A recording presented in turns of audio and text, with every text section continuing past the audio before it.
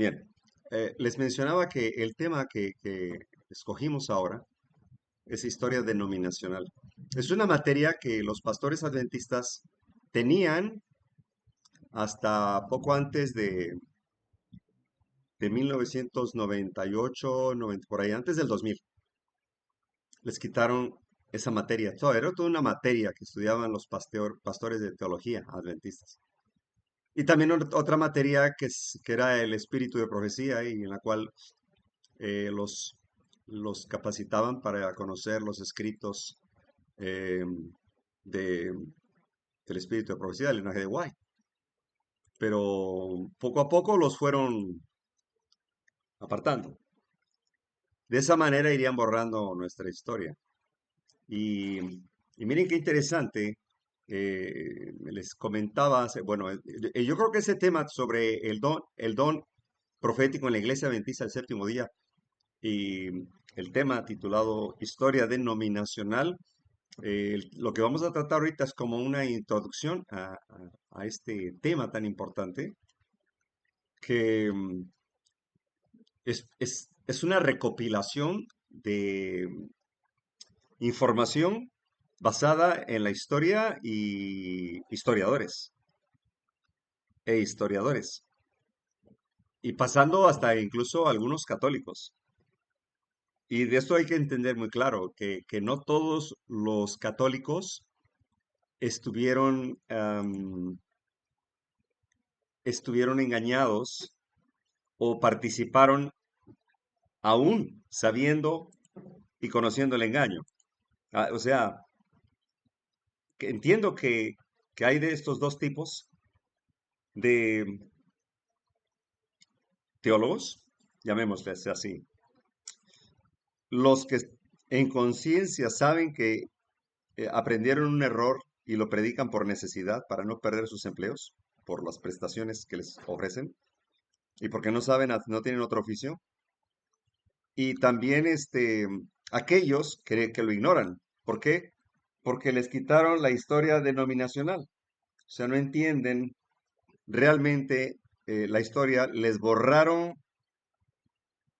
de su mente, de la educación, estos principios, porque son principios. Y ese es el objetivo del papado. Y lo que vengo diciendo es, incluso en la iglesia, ¿por qué en la iglesia católica Dios tiene pueblo? Lo dice Apocalipsis 18, ¿verdad? Y el Espíritu de Profecía lo dice claramente, eventos de los últimos días. En la lejana África, dice, Dios tiene pueblo en las iglesias católicas, que son fieles en su entendimiento y adoran de acuerdo a su conocimiento. Creen sinceramente en un error. Y les pongo un ejemplo. Martín Lutero, ¿no era católico? Sí. Y puedo mencionar más, Wycliffe, Zwingli o Jerónimo, todos ellos provenían de la Iglesia Católica y eran eruditos, historiadores bíblicos. Llevaban a la par la historia, conocimiento de la historia terrenal y los eventos proféticos. Y eso es lo más hermoso, ¿no? Y ir de una forma bien paralela, coordinada, comparando los eventos, que después de todo, la Biblia no es más que un compendio de libros de historia, y es la misma historia desde el Génesis al Apocalipsis. Es lo más importante. Por eso nosotros no podemos ser engañados. No, somos ingobernables por parte del mundo, ¿verdad? Sabemos que el único que nos gobierna es nuestro Creador. Entonces, pero estos varones de Dios lograron salir del engaño, lograron salir del error y, y entrar en el camino de la luz, el camino angosto, pero que son parte de lo que dijo Jesucristo, los entendidos entenderán. Y el que lea entienda, ¿no? Quiere decir que hay un grupo que están siendo engañados y que voluntariamente tienen una experiencia en la ignorancia. La última vez que nos reunimos, en este tema, les comenté que conocí de un pastor que fue rector de la Universidad de Hermosillo, Sonora, de la Iglesia Corporativa Adventista. Y Camacho, no tiene nada de malo ocultar esto. No estamos hablando nada acerca de su persona o su vida íntima, sino de doctrina. Y en cuestión de doctrina podemos hablar libremente. Entonces, él comentó que sí, entendía y sabía que la iglesia estaba dirigiéndose hacia el rumbo equivocado en cuestión de doctrina. Pero él tenía muchos intereses. Ahí perdería mucho, dice. Que ya era grande y que tenía miedo perder sus prestaciones y todo eso. Nos regaló, por cierto, un libro muy bonito, La verdad acerca de los ángeles. Está hermoso ese libro. Era el único que tenía. Em, Espero que ya se haya salido del error y es ahí donde reciben la marca en la mano derecha, o sea, por conveniencia. Entonces, los, los reformadores, como mencioné antes, Martín Lutero y los ya mencionados, decidieron salir, ¿verdad? Quitarse las escamas de los ojos, como Pablo, apoyarse obviamente en el Espíritu de Dios y ser liberados de la ignorancia voluntaria. Otros esconden la cabecita en la arena de la ignorancia porque creen que si no saben, no se enteran, no va a ser tan severo el castigo. ¿Y cuántos, cuántos predicadores? Y por mencionar uno de los más populares, el pastor Esteban Borg, es todo un caballero, y estaba escuchando un tema acerca del sábado, y veo que escuchó, porque era puro audio, que tiene una audiencia grande, que lo está escuchando una audiencia grande, y que les pidió que todos sostuvieran el manual de la Iglesia Adventista del Séptimo Día, el manual. Y de ahí se basaba, y parece ser, a mí me llegó una sensación de que estaba promoviendo la venta de ese libro. ¿Por qué? Porque a todos se les dio un manual, a toda la congregación, y él les decía que ese libro valía oro, así lo mencionó. Hace rato, por cierto, lo venía escuchando. Valía oro. Me pregunto si ese varón, que es de la vieja escuela, bueno, ni tan vieja escuela, ¿verdad? Pero más vieja de los de los actuales, que, que entiende que no debemos hacernos una lista de creencias. Lo dice Testimonios para Ministros en el marco histórico, en la página 18.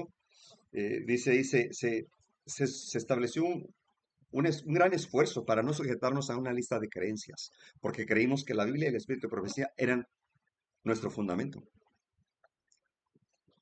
¿Acaso el pastor Borg, que sabe mucho de eventos proféticos y que menciona el Espíritu de Profecía, y que es de los pocos dentro de la corporación que declara que el papado es la bestia de Apocalipsis 13? Sí, impresionante. Pero de pronto está motivando a la congregación a que estudien el manual. Y jamás me había encontrado con esto, de que una congregación le entregaran el manual. Seguramente les dijeron, tómenlo, si les convence, lo compran, y si no les convence, no lo compran. Creo que así fue, así procedió. Es una técnica de mercadotecnia, en la desesperación de las ventas que tiene la corporación adventista. Y entonces él les estaba hablando de ciertas creencias que son bíblicas, pero que están en el manual. Y también insiste en que lo que está en el manual es, son estatutos divinos. Así de claro. Y miren qué interesante, ¿dónde está la trampa? Me pongo a analizar esto así de manera sutil. ¿En dónde está la trampa? Porque debemos reconocer que gran parte de la historia que habla ese manual está en la Biblia y fue reconocido por los pioneros de nuestro movimiento. adventista. Gran parte, pero no todo. Ese manual está sujeto a las 28 creencias, más bien las 28 creencias sujeto a ese manual, mejor dicho.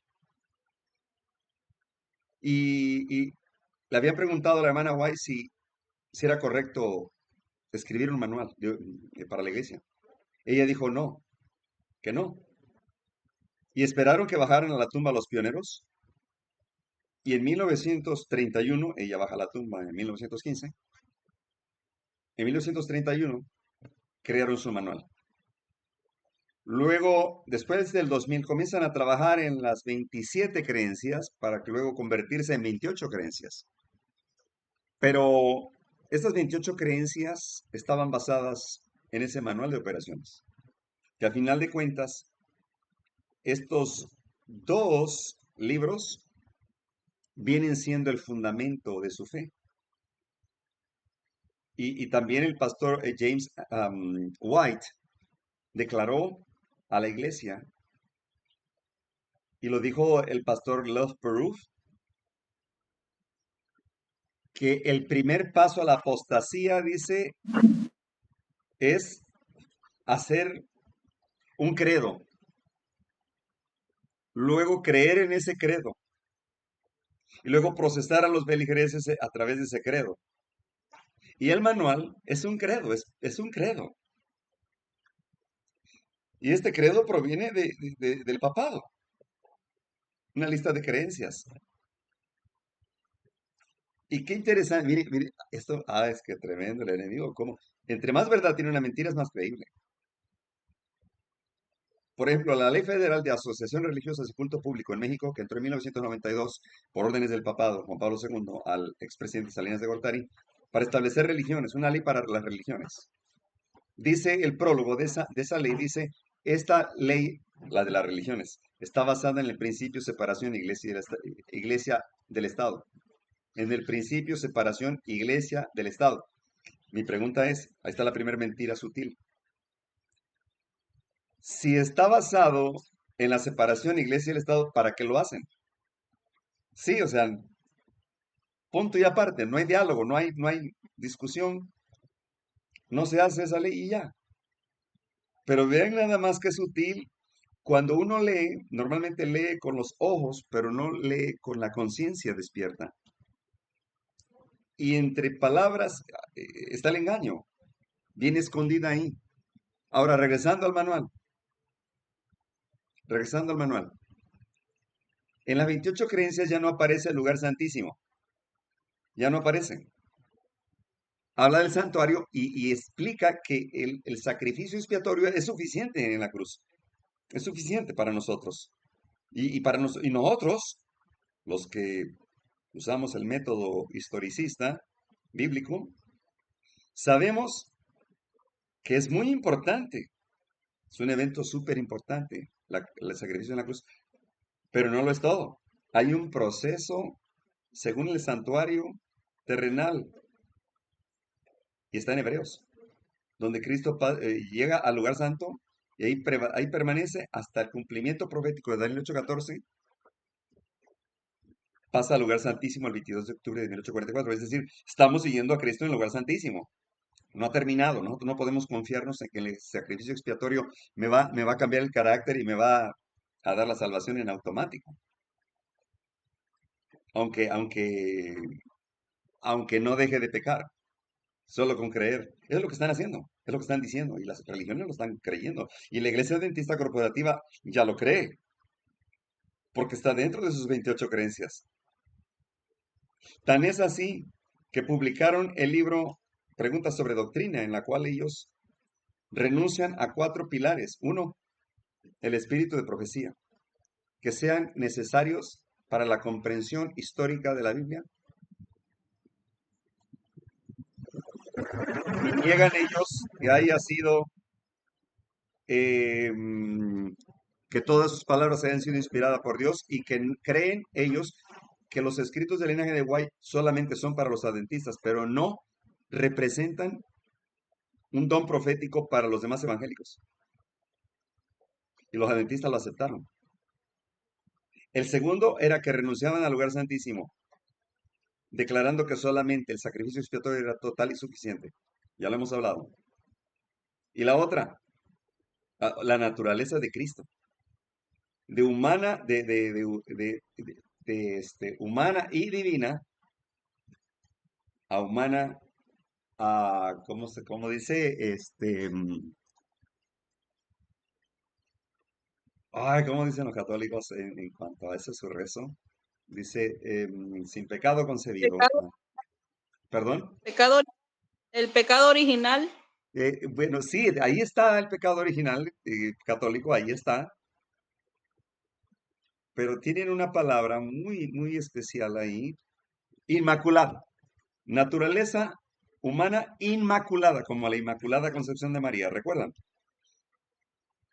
¿Qué significa? Que Jesús tuvo la naturaleza humana divina como la de Adán antes del pecado, porque si hubiera tenido la naturaleza como la de Adán después, entonces Jesús también necesitaría un redentor. ¿Se dan cuenta del engaño? Y cambiaron eso.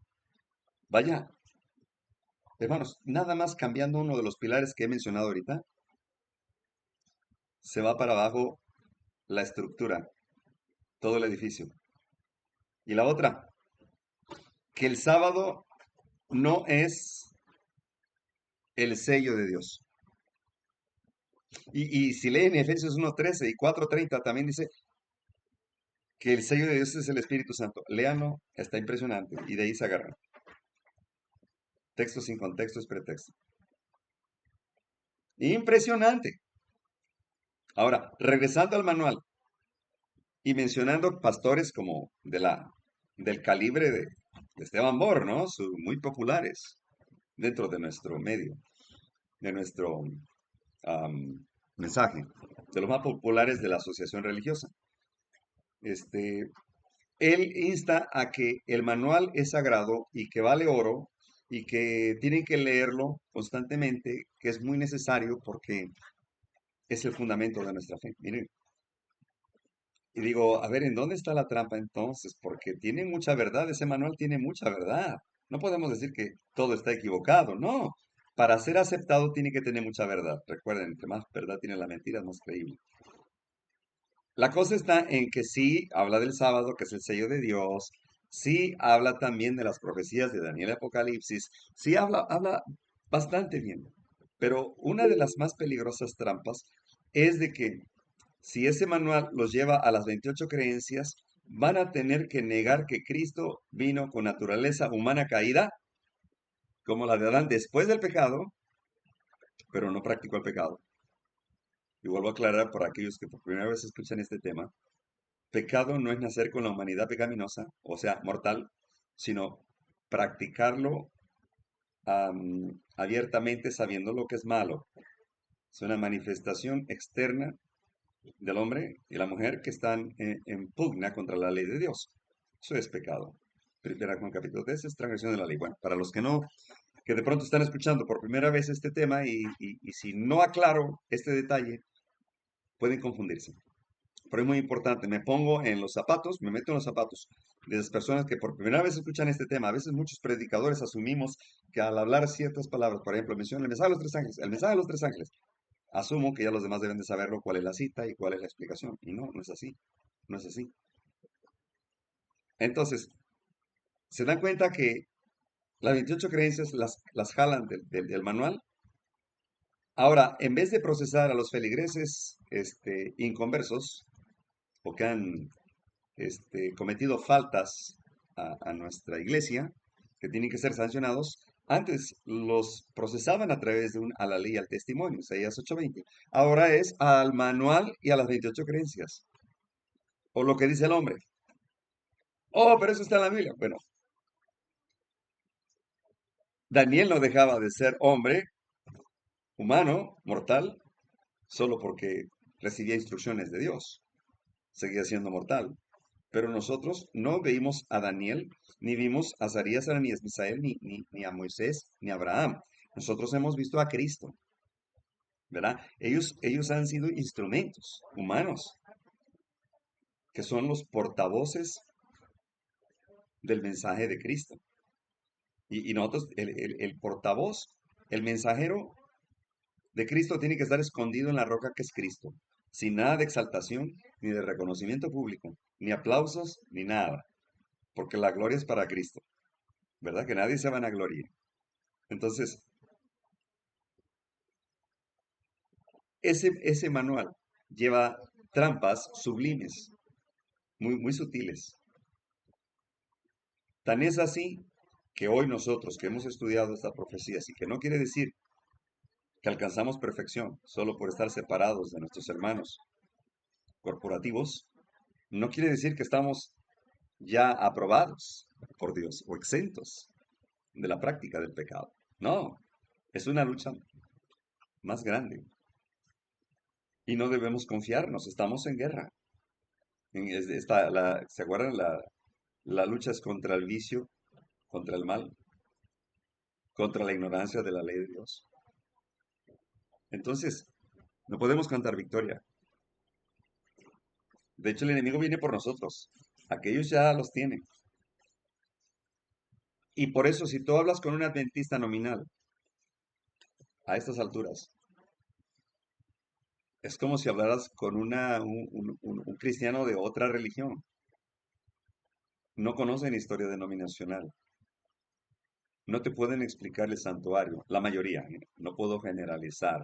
Sé que hay gente buena y noble allí y que tiene mucho conocimiento, pero tienen esa levadura de fariseo que Cristo advirtió. Entonces, sí me quedé impresionado con esto de que el pastor Esteban Bor insta a que obtengan su manual de iglesia. Eso me sonó como mercadotecnia, promoción, publicidad. Eso no es bueno, porque la Biblia y el Espíritu de Profecía son suficientes para nosotros. Y, y la otra, dicho sea de paso, en sus prédicas, él aclara y confirma de que los 24 ancianos provienen de los mundos no caídos. Y si ustedes leen los libros de Urias Smith, que tiene bastante de nuestra historia denominacional, declara que fueron primicias que resucitaron cuando Jesús resucitó y que aún los discípulos lograron identificar que eran profetas que habían dormido en la tumba y que Dios, el Dios del cielo, los resucitó con una razón, con un motivo, un propósito. Llevárselos porque lograron la santidad, alcanzaron la salvación. Cristo se los lleva para iniciar el juicio de los muertos en 1844. ¿Quién iba a iniciar si no hubiera ninguno de los profetas allá? Tienen que ser ellos.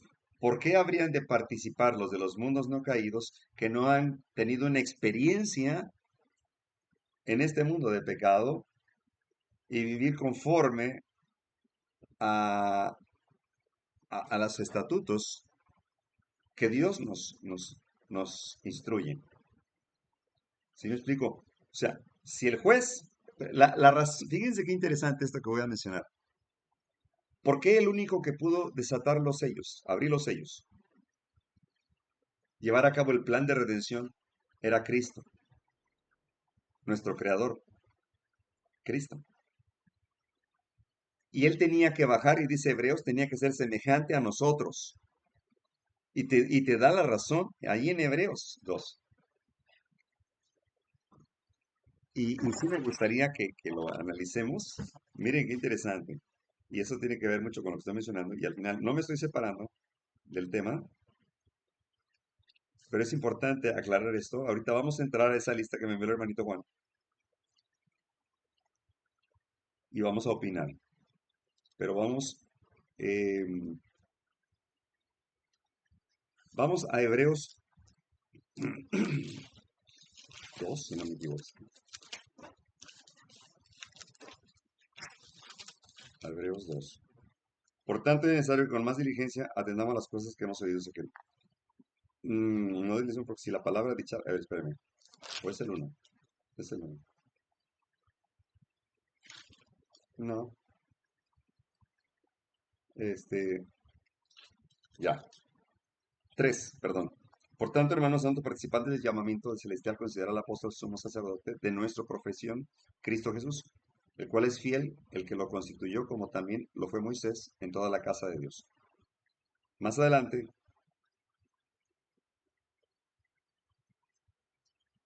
am,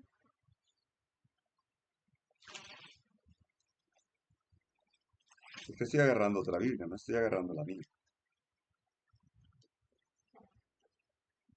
Ya,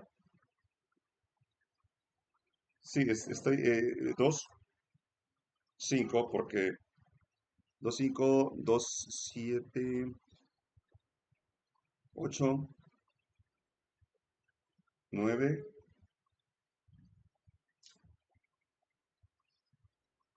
ya, 10. Porque convenía que aquel por cuya causa son todas las cosas y por quien todas las cosas subsisten, que habiendo de llevar muchos hijos a la gloria, perfeccionase por aflicciones al autor de la salvación de ellos. Porque el que santifica y los que son santificados de uno son todos, por lo cual no se avergüenza de llamaros hermanos, diciendo, anunciaré mis hermanos tu nombre en medio de la congregación. El 14, así que por cuanto los hijos participaron de carne y sangre, él también participó de lo mismo, para destruir por medio de la muerte al que tenía el imperio de la muerte. Esto es al diablo. ¿Quién es la muerte? El diablo. Y librar a todos los que por el temor de la muerte estaban durante toda la vida sujetos a servidumbre, porque ciertamente no socorrió a los ángeles, sino que socorrió a los descendencia de Abraham, por lo cual debía ser en todo semejante a sus hermanos, para venir a ser misericordioso, fiel y sumo sacerdote en lo que a Dios refiere para expiar los pecados del pueblo, pues cuanto él mismo padeció siendo tentado es poderoso para socorrer. Ahora, a los que son tentados. Si Jesús, el Hijo de Dios, y Dios mismo a la vez, se hizo semejante a nosotros, ¿por qué habría de escoger en su tribunal como jueces a, a los mundos no caídos? ¿Por qué entonces ellos no tendrían que también haber tenido nuestra naturaleza? Tendrían que haber participado. Es más, los 144,000 cantan un cántico de su experiencia, salen victoriosos sobre la bestia, sobre el pecado, sobre la bestia, el pecado, el dragón, un cántico de su experiencia. O sea, tienen que haber vivido su experiencia en esta tierra, porque si no, no sabrían de qué se trata. Por eso Jesús sabe de qué se trata. Y el Padre lo constituyó juez, y está en Daniel 7, 9 y 10.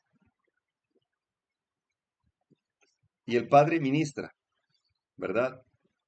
Preside el juicio investigador. Él está presente como, ¿cómo se dice? Como un rey soberano, permitiendo que su hijo, próximamente el rey de reyes y señor de señores, pueda dirigir este juicio, pero tiene que apoyarse en, en testigos que los utiliza como jueces también, pero que participaron de nuestra carne, nuestra sangre, supieron lo que era el pecado, entendieron lo que significaba apartarse del mal. Y les voy a decir por qué. Lo entendí gracias a Dios. Y decía, pero ¿por qué, Señor? Para quitarnos todo, para quitarles todo argumento de los labios a aquellos que en aquel día de la destrucción, los que están en el libro de la muerte,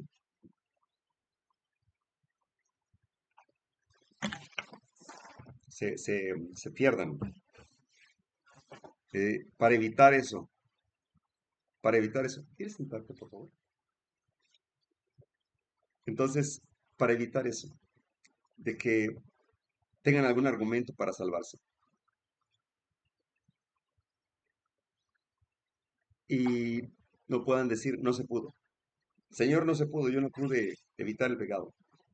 Y el Señor va a decir, justamente, mira, los que te están juzgando de allá vienen. Y son testimonio de que sí se pudo, pero no quisiste. Entonces, ¿por qué Dios habría de usar testigos de los mundos no caídos que no experimentaron en carne lo que significa morir al yo? ¿Verdad? No tiene sentido, nada más por la lógica bíblica, por ahí. Pero lo menciona también el libro de, como dije antes, Urias, ¿no?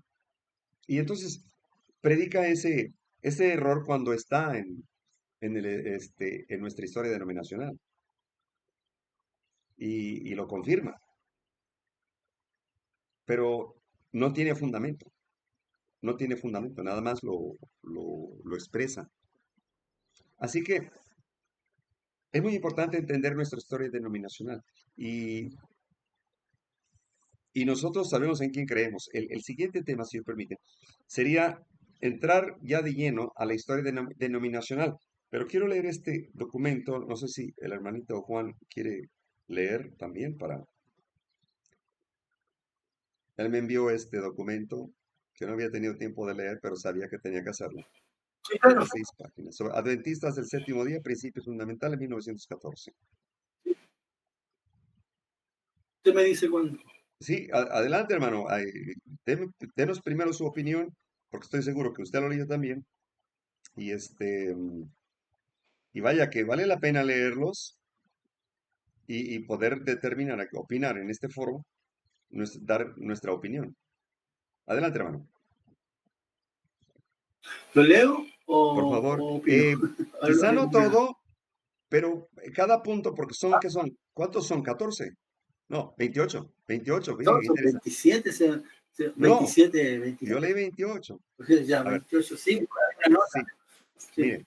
Quizá es no lo leamos largo. todo Sí, porque por no nos va a eso yo lo alcanzar digo. toda la noche, pero en resumen, quizá los primeros 3 renglones y en resumen. ¿Qué le parece? Y bueno, es más. No, Mire, mire qué interesante, me gusta cómo inicia. sí. No sabemos, hermanos, el origen de este documento, em, pero hay que dar el crédito a la duda, ¿no? Dice aquí al principio, dice, los adventistas del séptimo día no tienen otro credo excepto la Biblia. Eso me gusta, va bien, va bien. Pero sostienen ciertos puntos definitivos de fe, de la que sienten preparados para presentar defensa. Ante todo, el que les demande razón, los siguientes conceptos pueden tomarse como un resumen de las creencias principales de su fe religiosa, sobre las cuales hay, hasta donde sabemos, completa unanimidad en todo el cuerpo. Ellos creen, 2 puntos y aparte. Y adelante, hermano, con la primera creencia, porque hay 28. Lo curioso es que hay 28. A ver, adelante, hermano. Eh, Dice la primera que hay un Dios personal, espiritual, creador de todas las cosas, omnipotente, omnisciente y eterno, infinito en sabiduría, santidad, justicia, bondad, verdad y misericordia inmutables, y presente en todas partes por su representante, el Espíritu Santo. Salmo 139:7 dice que Dios está en todas partes. Amén. Ese versículo solo. Sí, aquí podría interpretarse que es una tercera persona. O sea, me refiero a un tercer cuerpo, un tercer ser. Claro, Eso es lo que se puede interpretar.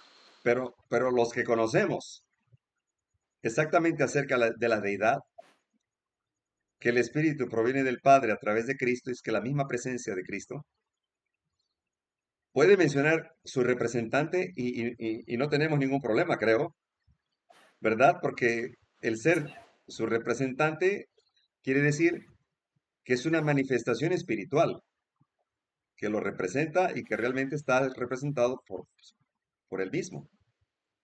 Otro consolador no significa otro diferente, sino otro del mismo. Puede haber otro del mismo. Y, uh-huh. y bueno, ese podríamos darle crédito a, a que puede estar bien. Y luego el 2 dice que hay un Señor Jesucristo, el Hijo del Padre eterno, por quien creó todas las cosas y por quien todas las cosas subsisten, que tomó sobre sí la naturaleza de la simiente de Abraham para la redención de nuestra raza caída, que habitó entre los hombres, lleno de gracia y de verdad, vivió nuestro ejemplo, murió nuestro sacrificio, fue resucitado para nuestra justificación, subió al cielo para ser nuestro único mediador en el santuario celestial, donde por los méritos de su sangre vertida asegura la remisión y el perdón de los pecados de todos los que se arrepienten y acuden a él, y finalizar su obra de sacerdote antes de tomar su trono como rey Él hará la gran expiación por los pecados de los tales, y sus pecados serán borrados. Hechos 8:19, claro, hasta que lleguen los días del refrigerio, ¿verdad? Hasta que el cierre de la gracia. Mientras, antes no. Y eliminados del santuario, como lo demostrará el servicio del sacerdocio levítico, que anunciaba y prefiguraba el ministerio de nuestro Señor Jesucristo en el cielo. Véase Levíticos 16, Hebreos 8, 4, 9, 6 y 7. Bueno, creo que hasta ahí coincidimos. ¿Estamos de acuerdo? Aquí empieza como ya un poco la duda, porque uno empieza que hay un Señor Jesucristo. O sea que lo dicho primero, como que le faltaba a Jesús. Y decir Señor Jesucristo, también me entra la duda porque eso es Dios. Debería estar incluido en la primera parte. O sea, y lo otro que menciona también, no menciona el lugar santísimo. En todo el texto. Lo menciona más abajo, lo llegué a leer. Creo que cuando habla acerca, lo que pasa es que aquí en este punto número 2 está hablando acerca de nuestro Señor Jesucristo, ¿verdad? Y sobre cuál era el propósito de Dios a través de Jesucristo. Entonces, ahorita no ha hablado nada del santuario, por eso no ha especificado del lugar santísimo. Sin embargo, lo vamos a ver más adelante. Creo que hasta aquí coincidimos, ¿verdad? A menos que haya una opinión por ahí que difiere y que está en lo correcto. Si gusta diferir, tiene toda la razón de diferir. Am, ¿Cómo dice por ahí? I agree to disagree. Estoy, como dijo, estoy de acuerdo en estar en desacuerdo. La verdad que estamos de acuerdo, creo. Ahora, el número 3, léalo, por favor, hermano. Ya, dice que las Sagradas Escrituras del Antiguo y del Nuevo Testamento fueron dadas por inspiración de Dios, contienen una completa revelación de su voluntad para el hombre y son la única regla infalible de fe y práctica. ¿De acuerdo? Eso está bien. Está Todo. bien, está bien. Ahora vamos aprobándolas. Quizá pudieron estar mejor, ¿no? Pero bueno, no a todos se les da la misma luz, toda la luz, digo. El 4 dice que el bautismo, vamos a ver ahí. Es una ordenanza de la iglesia cristiana que significa a la fe y al arrepentimiento. Aquí yo creo que bueno, no creo que sea una ordenanza de la iglesia cristiana, es una orden divina a través de la iglesia, ¿no? Porque aquí dice que el bautismo es una ordenanza de la iglesia cristiana. Y es de ahí donde se prestan malas interpretaciones. La bula papal, la Unam Santam, de Bonifacio VIII, que declara que sin la iglesia es imposible salvarse. Entonces, ¿qué es lo que está declarando? Que la iglesia es autoridad suprema y que la iglesia es la que determina las escrituras.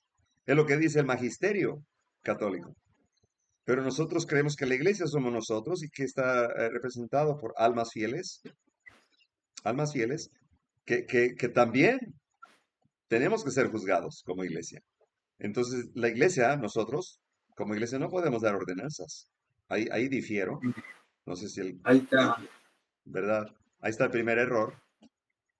Ya.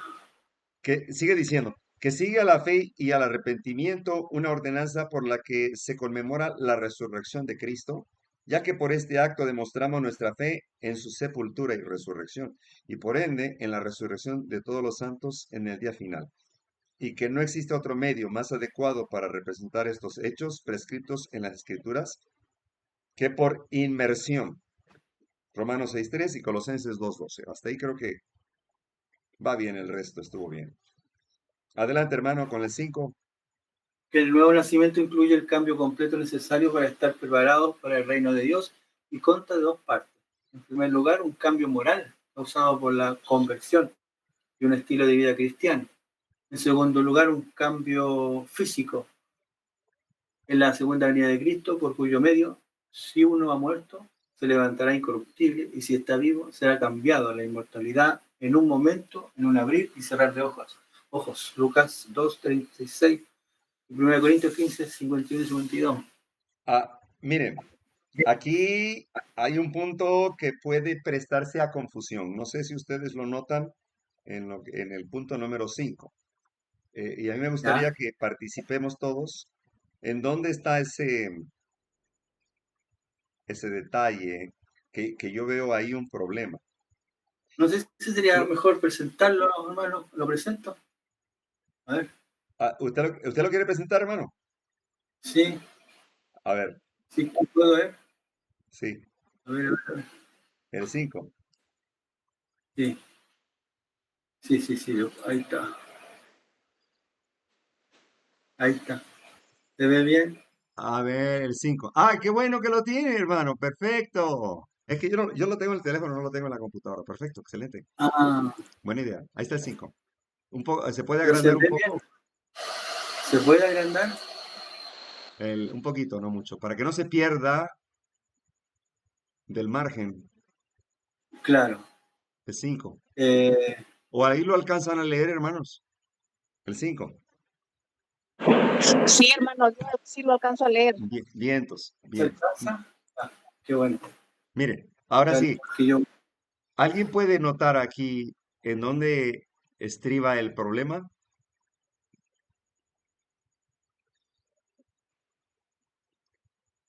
Ok. Dice, en primer lugar, un cambio moral causado por la conversión y un estilo de vida cristiana. Por ahí vamos bien. Basado en Juan 3, 3 y 5.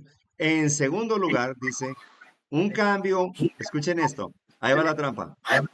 En segundo lugar, un cambio físico en la segunda venida de Cristo, por cuyo medio, si uno ha muerto y se levantará incorruptible, y si está vivo, será cambiado a la inmortalidad, perdón, en un momento, en un abrir y cerrar de ojos.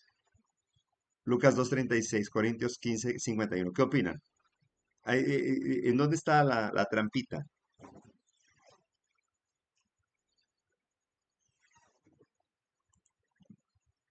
¿Lo notan?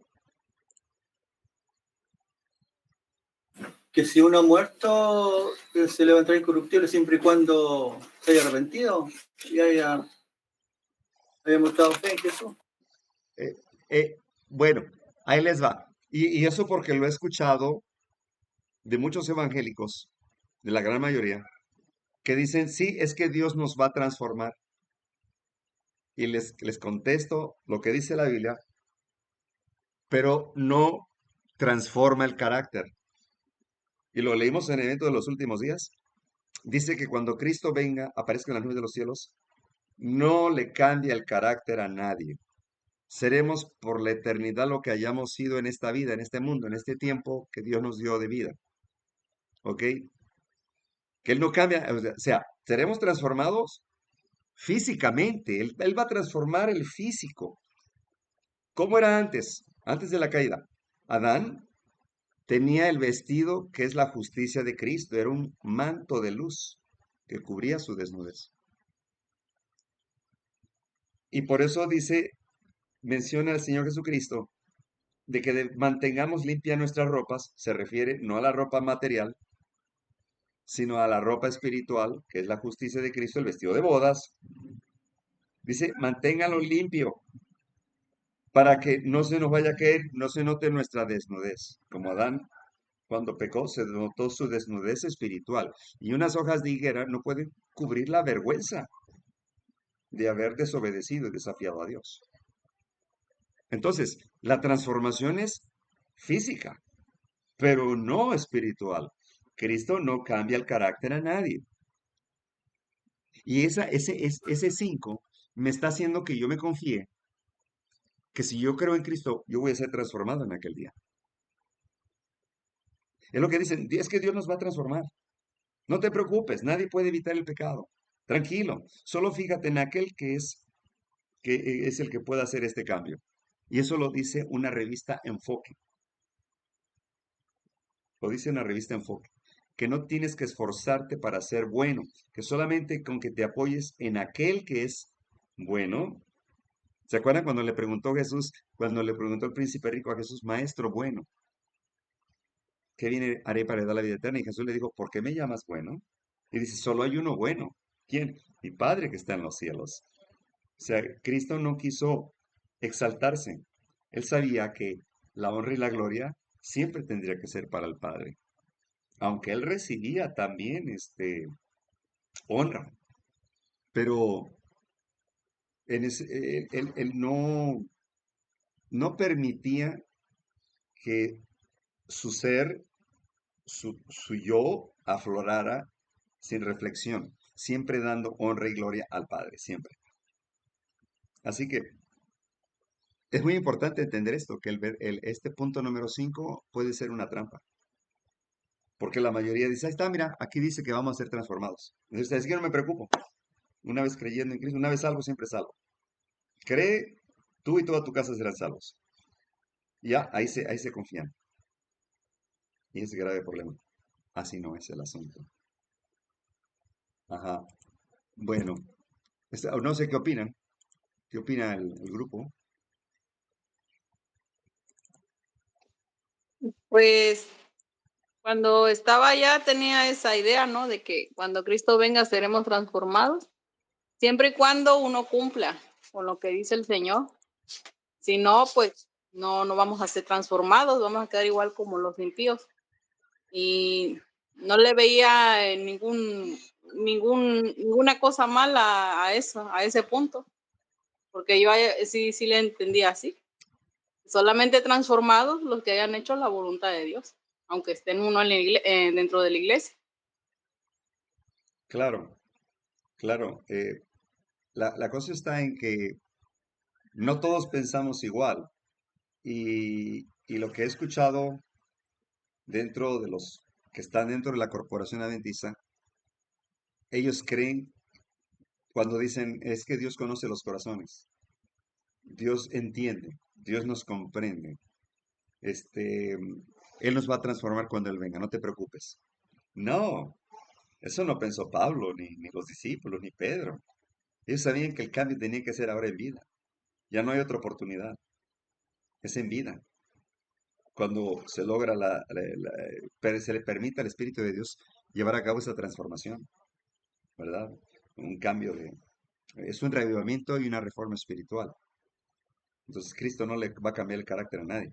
Seremos para siempre, ya para vida o ya para muerte. Y ese 5 es medio tramposito por ahí. Sí, Bueno, pues, se puede dar para confusión porque lo esencial ahí es el arrepentimiento, el carácter, primero, sí, y la fe en Jesús, lo esencial es eso. Entonces eso se puede dar por, como usted dice, mal, eh, se puede malentender porque cualquiera, mejor, o sea, podemos ser transformados, cualquiera puede ser transformado. ajá. O sea, una vez salvo, siempre salvo. Claro, Esa es la trampa. Bien, el 6 dice, O, o lo quisieron hacer muy concreto para no dar tanta explicación amplia, nomás lo hicieron lo más esencial, ese punto. Ya como que obviaron lo demás, bueno, al menos así lo veo, como que lo obviaron. mm, sí, aquí es muy importante comprender también de que quiero pensar ahorita en estos precisos momentos que este documento estaba siendo ya promovido con una intención de escribir las 28 creencias. ¿Sí me explico? Tal y como están ahora, que son torcidas, están torcidas. como que así Y, se ve. ajá, y de esta manera se engañan a los incautos, a los que no leen, a los que no leen. Y se convierte en una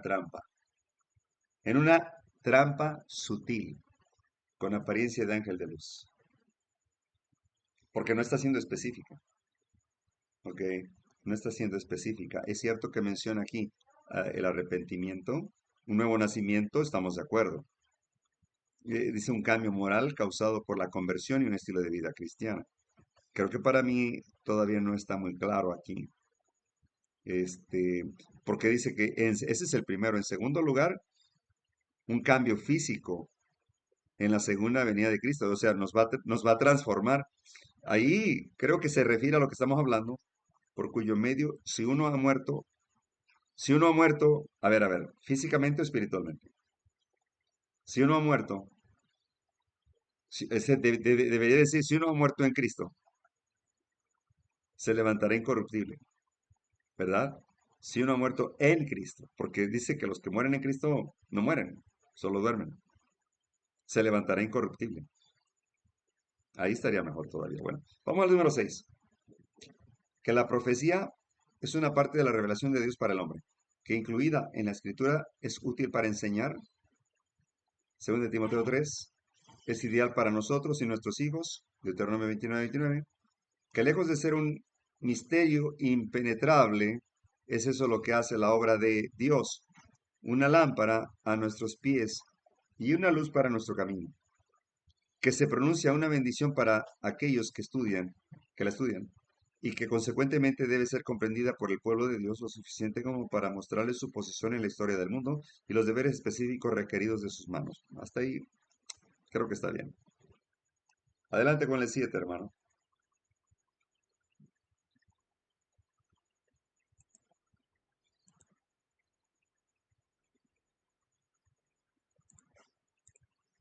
Am, Hermano, una pregunta. sí. Es que la verdad, nunca, nunca leí ese libro de las 28 creencias y eso que estuve en la R. Ujú. Por una otra razón nunca la leí, no sé, nunca me llamó la atención. Lo que yo nunca supe si era lo mismo que la fe de Jesús, las 20 lecciones y luego la adicional que viene posbautismo.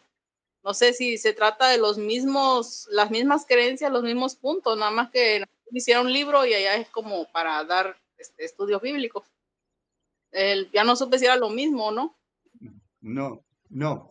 La fe de Jesús es una trampa, es un Sí. veneno sutil también. Eh, la fe de Jesús es un principio, pero ellos la torcieron a convertirla en una creencia. Miren, en Una un librito. doctrina, ¿no? De hecho, Doctrina exacto. de La escuela sabática no era un librito.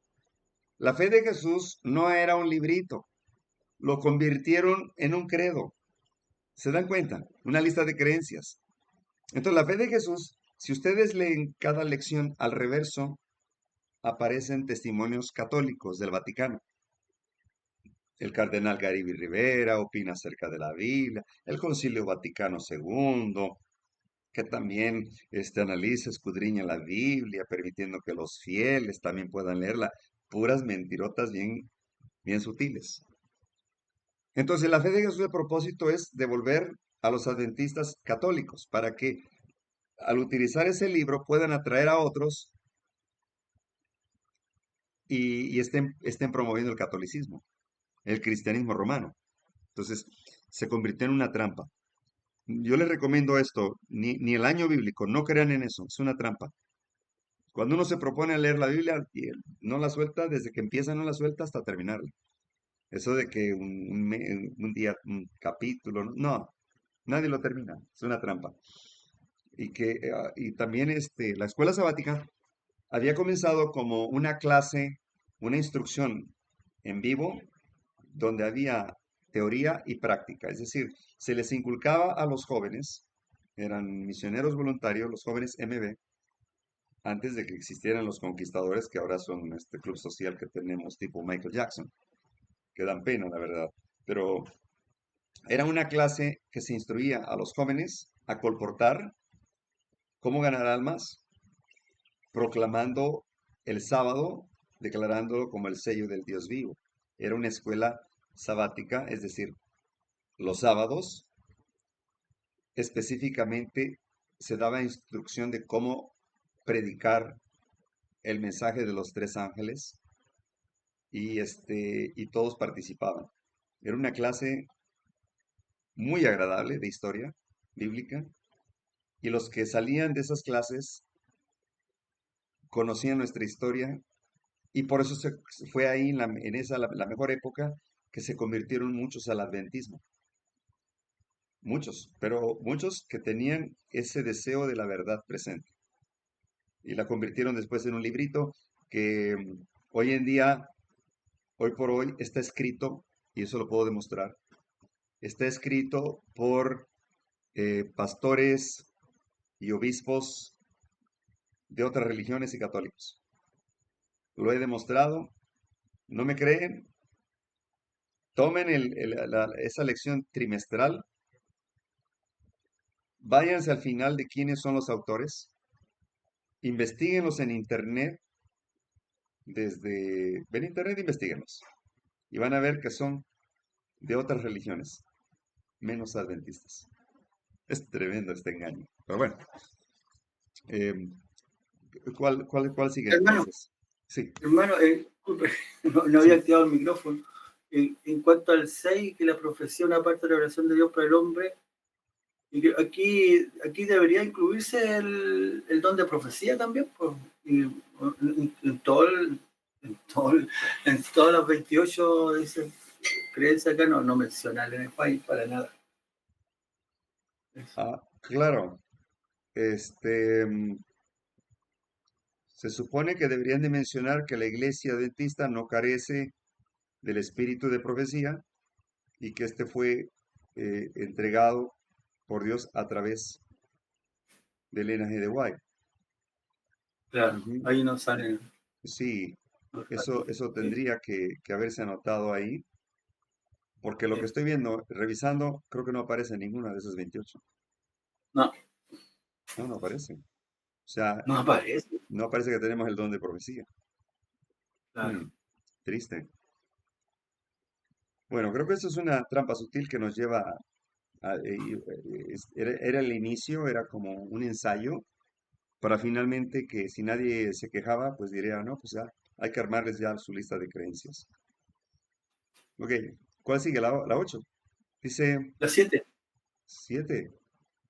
Ya, que la historia de este mundo a partir de fechas especificadas en el pasado, el ascenso y la caída de los imperios, sucesión cronológica de los acontecimientos hasta el establecimiento del reino eterno de Dios, están delineados en numerosas extensas cadenas de la profecía y que estas profecías se han cumplido todas excepto las escenas finales. Mm, Como que, como que sí, pero no. O sea, es muy no es, general eso, no sé. no es No, contundente, específica. no, Debería decir que tenemos el método historicista Es y que correcto. claro, estamos viviendo en los últimos acontecimientos de la séptima trompeta. Sería más específico, pues. Sí, es- sí. Por lo cual, lo que le decía el hermanito Juan, como no tiene autor, yo llegué a pensar que no la publicaron eh, de manera oficial a nivel mundial, no la publicaron. Era como un ensayo, fue como un ensayo para ir preparando el camino, porque en un principio eran 27, no eran 28. Entonces, que por cierto, ahí al final de esta hoja aparecen las iniciales 28. a ver, de quien lo, traducido por OBI. Sí, Obviamente no da esa, su nombre, lo omite, no, ¿verdad? no, ¿Por qué lo omite? Cuando los pioneros jamás omitían sus nombres, no ponían iniciales, ponían sus nombres. sí. Eso le resta credibilidad, porque pues, es un documento que no está aprobado por, por la Junta Pastoral, digamos, y yo creo que esto ha sido como nada más una secuencia de lo que son las 28 creencias actuales, Le creo. dan mucha promoción en la R. Bueno, yo estuve ahí, le dan mucha promoción a ese libro de que las 28 creencias, más los maestros de escuela sabática están con eso, ¿no? Y Sí, yo no sabía qué onda, ¿verdad? Pero ahorita que estoy leyendo con ustedes el libro, y si no sí, tiene quien lo escribió, pues sí está raro, porque debería de tener. Todos los libros deben tener un autor, si no quiere decir que lo escribieron nada más por escribirlo. Claro, no hubo algo firme de quién lo escribió. ya, Eso a la pinta. claro. Miren qué interesante porque habla mucha verdad. El 8 dice que la doctrina de la conversión del mundo y de un milenio temporal es una fábula de estos últimos días, calculada para adormecer a los hombres en estado de seguridad carnal para que el gran día del Señor los sorprenda como ladrón en la noche. Que la segunda venida de Cristo no seguirá al milenio, Al sino que milenio.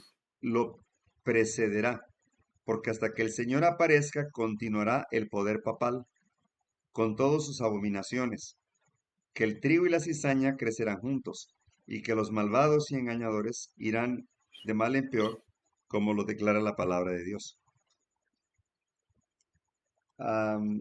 Sí es cierto, menciona acerca de lo del papado, su poder temporal de blasfemias, ah, pero también al final que el trigo y la cizaña, ellos creen que es literal y que son los que están en la iglesia, los que están redimidos en la iglesia, y que no tienes que salirte, porque entonces, si te sales, tú eres cizaña que ya fuiste sacudido por la criba, ¿verdad? Eso están diciéndoles ahí adentro, a los corporativos, que los que ya no estamos dentro de la iglesia corporativa es porque la criba ya nos botó y que adentro sigue el trigo. Qué interesante, ¿verdad? Cómo los tienen bien engañados. Y que tienen que crecer, aunque haya apostasía, como dijo aquel pastor, que si te sacan por la puerta, te metes por la ventana.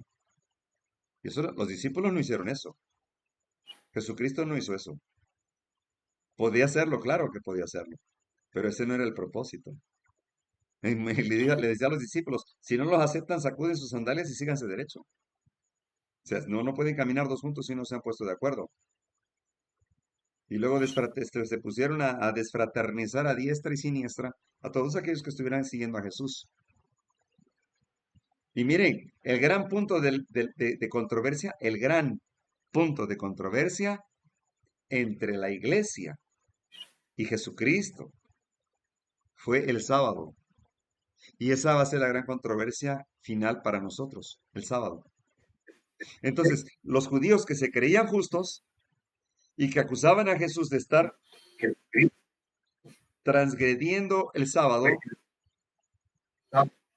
y ellos creían que estaban haciendo lo correcto cuando es Jesús el que vino a enseñarles cómo se hacía, cómo se guardaba el sábado. Entonces, al final, los justos que guardaban el sábado conforme a las Sagradas Escrituras fueron perseguidos, los justos, por los engañados. ¿Y acaso no es la misma última persecución? Se trata de lo mismo, que vamos a ser perseguidos, los que guardamos el sábado según las Escrituras, por aquellos que creen que lo están guardando bien. Jesús dijo, dice, la hora viene que los expulsarán de las sinagogas, los perseguirán y matarán y pensarán que le hacen un favor a Dios. Qué interesante. Pues bueno, miren hermanos, podríamos seguir, pero ya encontramos que no tiene caso. Tiene mucha Sí. verdad, eso es aceptable. Pero entre más verdad tiene una mentira es más creíble. Porque no está hablando del espíritu de profecía, no nos está hablando de las fechas contundentes proféticas del libro de Daniel, ¿verdad? No nos está siendo específico sobre el tema de la expiación, el arrepentimiento. En el 10 menciona algo acerca de lo que es el santuario. El nuevo pacto es el tabernáculo de Dios en el cielo, el que habla Pablo, capítulo 8, dice el cual nuestro Señor, como sumo sacerdote, es el ministro que está en el santuario. Ah, y creo que menciona por ahí el lugar santo. Ahí es donde menciona, dice, y que el trabajo sacerdotal de nuestro Señor asociado con eso, el antitipo de la obra de los sacerdotes judíos de la dispensación antigua, que y no la tierra es el santuario que debía limpiar al final los 2300 días, que la limpieza en este caso era como en el tipo, simplemente la entrada del sumo sacerdote al lugar santísimo para terminar la ronda de servicios relacionados con eso. El hacer la expiación y eliminar los pecados que habían sido transferidos al santuario por medio del la administración en primer departamento. Creo que eso lo está diciendo a grandes rasgos bien, a grandes rasgos bien. Que vivimos conforme al lugar santísimo a partir de 1844, creo que por ahí va, pero bueno, habla el 11, habla de la ley, el arca del pacto, es correcto. El 12, que el cuarto mandamiento de la ley requiere, dediquemos, que creo que aquí manipularon esto de tal manera que parezcan dos cuando es el mismo. Porque el 11 dice que los requisitos morales de la ley de Dios, el arca del pacto, donde está la ley, y luego el 12, que el cuarto mandamiento de la ley requiere que dediquemos el sábado. Yo pienso que sería el mismo punto a tratar, no otro. O sea, la ley de Dios y el cuarto mandamiento, que es el que brilla más, acerca del sello de Dios, el sábado. Y bueno, el 13 habla de cómo el hombre de pecado del papado pensó en cambiar los tiempos y la ley, pero no lo logra. Que los seguidores de Cristo deben ser un pueblo especial, no siguiendo las máximas ni conformándose a las formas del mundo. Que el 15 habla de las escrituras, insisten en la sencillez y modestia, en el vestir de una marca importante de discipulado en aquellos que profesan ser seguidores. 16, que los medios para el apoyo de la labor evangelizadora entre los hombres debe ser contribuido, los diezmos y las ofrendas. El 17, que como el corazón natural o carnal está en enemistad de Dios y su ley, esta enemistad puede ser vencida solamente en transformación radical de los efectos intercambiando principios. 18, que como todos hemos violado la ley de Dios, no podemos por nosotros mismos prestar obediencia a sus justas exigencias, sino por medio de Cristo. El 19, que Dios prometió que su Espíritu se manifestaría en la iglesia a través de ciertos dones. A ver, que estos dones no fueron ideados para reemplazar, tomar el lugar de la Biblia, que es suficiente para hacernos sabios para la salvación, así como la Biblia no puede tomar el lugar del Espíritu Santo. Como una simple provisión hecha por su propia existencia y presencia en el pueblo de Dios hasta el final del tiempo para guiar a una comprensión de la palabra que había inspirado para convencer el pecado y para obrar una transformación en el corazón y la vida, y que aquellos que niegan la posesión y la obra del Espíritu claramente niegan parte de la Biblia que le asigna esta tarea y posición. Aquí creo que está negando el espíritu de profecía, el don profético. Ahí tenía que estar y no está. ¿Ya ven? Aquí no está. En el 20, que Dios... Está hablando de los Ajá, dones de la iglesia, claro. no del espíritu de profecía, me imagino que eso es aparte.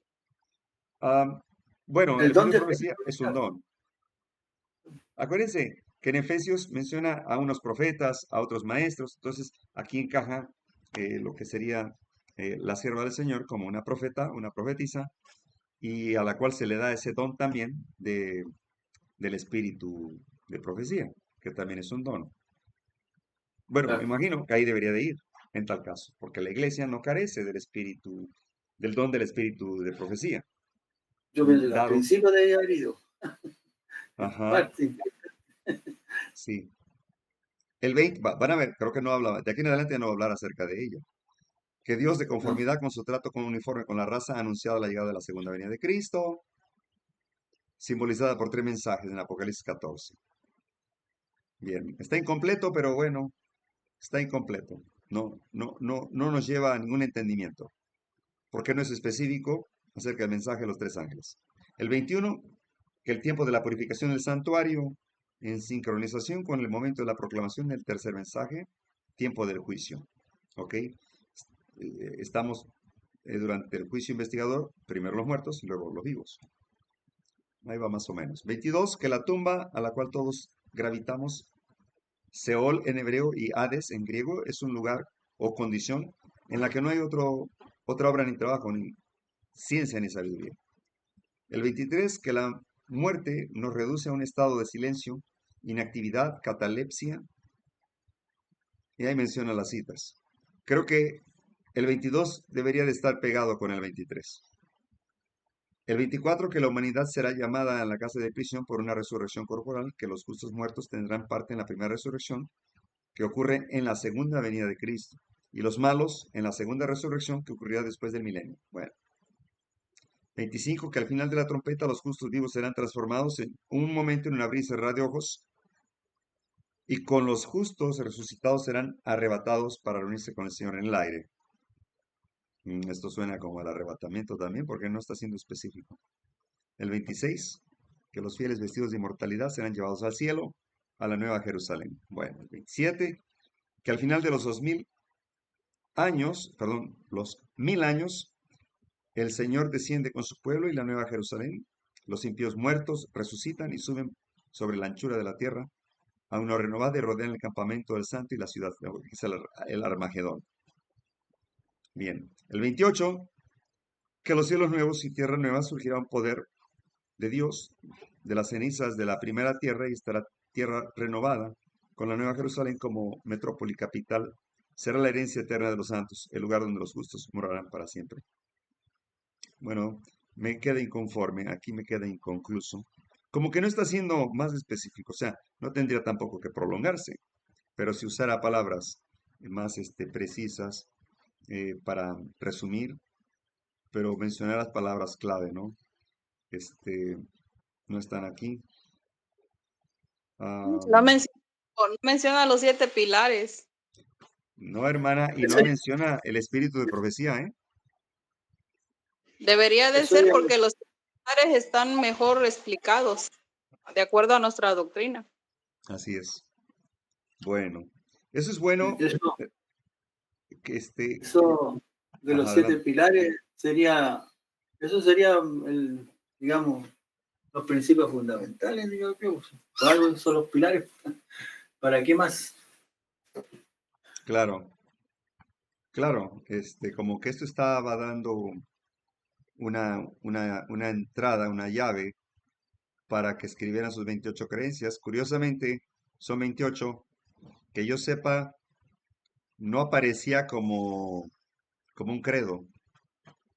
Llegué a pensar que era una forma de explicarle a los que no conocen nuestro mensaje en qué creemos, pero está incompleto. Por eso es bueno que traigamos estos temas como vientos de doctrina, Claro. que seguramente las visitas no podrían comprender. Esos temas a tratar son, pues, en asuntos internos para nosotros y con nosotros. Pero es bueno que compartir esto para que podamos estar despiertos y no ser engañados, porque el que la luz que Cristo nos ofrece, su palabra, lámpara es a mis pies, lumbrera a mi camino, este, es la palabra de Dios suficiente, sin tener que Amén. apoyarnos en una lista de creencias, porque esto es contra Dios. Y bueno, ¿alguna opinión? Creo que hasta aquí ha estado muy claro. Mañana en la tarde, si Dios permite, sería bueno presentar parte de la historia denominacional, cómo fue surgiendo a través de la historia. Este, Suena interesante, hay mucha información, pero bueno, si Dios permite y ustedes también tienen la voluntad, sería en la tarde de mañana. Si hay alguien quiere opinar algo, adelante.